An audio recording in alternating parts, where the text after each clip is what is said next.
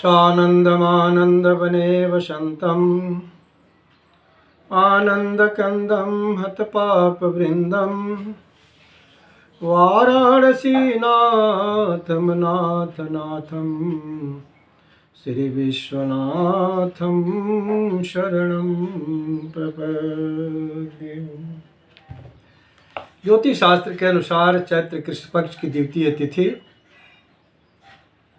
दिन गुरुवार, हस्त नक्षत्र, गंडयोग, कुंभ राशि का सूर्य, कन्या राशि का चंद्रमा और मीन राशि का बृहस्पति है। जिस योग में शत्रुओं पर विजय प्राप्त की जाती है, उस योग की शुरुआत रात्रि 7:50 से हो रही है और जिसका अंत रात्रि 4:58 में है। बुढ़ापा एक कड़वा सच है। अवस्थाओं के अनुसार बाल्यावस्था के बाद युवावस्था, युवावस्था के बाद प्रौढ़ावस्था, प्रौढ़ावस्था के बाद वृद्धावस्था यानी बुढ़ापा आएगी ही आएगी। इसको कोई रोक नहीं सकता है, यह प्रकृति का नियम। और लोग कहा करते हैं कि बुढ़ापा में बचपना लौट करके आ जाती है।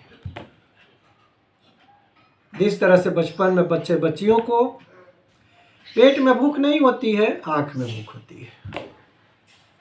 अभी तुरंत खाना खाए हैं, कोई खाना खाने लगे, उनको भूख लग जाएगी। जैसे ही देखेंगे भूख लग जाएगा, खा भी लेंगे। इसी तरह से बूढ़े खा भी लेंगे, पचा भी लेंगे, क्योंकि दौड़ते हैं, धूपते हैं, खेलते हैं, कूदते हैं। उनके लिए बहुत ज़्यादा दिक्कत नहीं होती है। फिर भी थोड़ी दिक्कत होती है तो उनके उठने बैठने में दिक्कत नहीं होती है, वह फ्रेश भी हो लेंगे।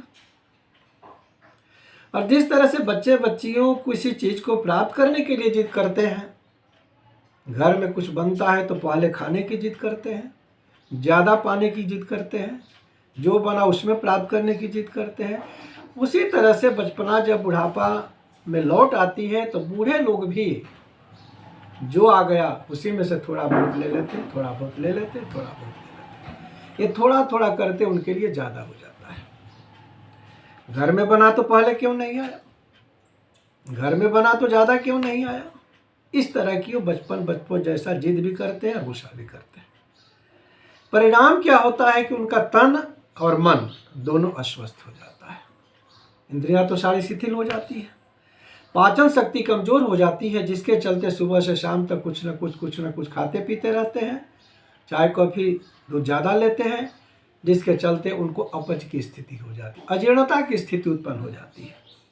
पानी ज़्यादा पिएंगे नहीं, क्योंकि बाथरूम ज़्यादा जाना पड़ेगा, अन्न पचेगा नहीं, तो उनको लूज मोशन हो जाता है, जिसके चलते उनको सर्दी, खांसी, बुखार, कभी पेट में दर्द, कभी पीठ में दर्द, कभी कमर में दर्द, कभी पैर में दर्द, कभी हाथ में दर्द, कभी सिर में दर्द, कभी आंख में दर्द, कभी कान में दर्द होता रहता है।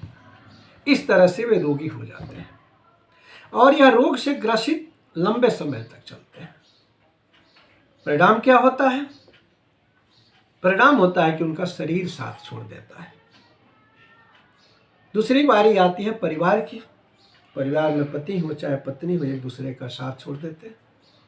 पुत्र पुत्रियां, पुत्र वधू भी पास आना नहीं चाहते हैं, पास बैठना नहीं चाहते हैं, सेवा करना नहीं चाहते हैं, क्योंकि सेवा तो सबसे बड़ा कठोर धर्म होता है।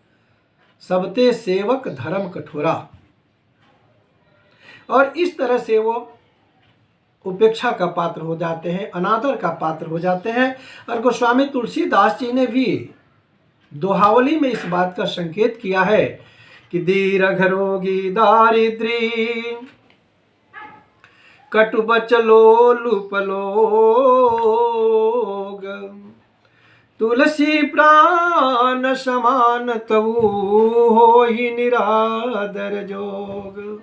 तो स्वामी जी कहते हैं कि जो दीर्घ रोगी हो जाए, लंबे समय से बीमार पड़ जाए, खटिया पर पड़ जाए, जो दरिद्र हो, जो कड़वी वाणी का प्रयोग करता हो, जो लोभी व्यक्ति होता है, वह प्राण के समान प्यारा होने पर भी अनादर का प्राप्त हो जाता है, अनादर का पात्र बन जाता है, अपमान का पात्र बन जाता है। तो बुढ़ापे में बूढ़े हो चाहे बुढ़ियों हो, भोजन को बढ़ाते हैं, भजन को घटाते हैं, जो उनके परेशानी का कारण है। तो बूढ़े जो भी हैं वे समय के साथ भोजन को घटाएं और भजन कीर्तन को बढ़ाएं तो सुखी रहेंगे, स्वस्थ रहेंगे। और हमारे घाक कभी भी कहते हैं, रहे निरोगी जो कम खाए। कम से कम खाने पीने की बात करें, खाना पीना करें, भोजन को बढ़ाएं, तो इस तरह से बुढ़ापा अच्छी तरह से बीतेगा और सुख शांति को प्राप्त करेंगे। इन्हीं शब्दों के साथ जय श्री काशी विश्वनाथ।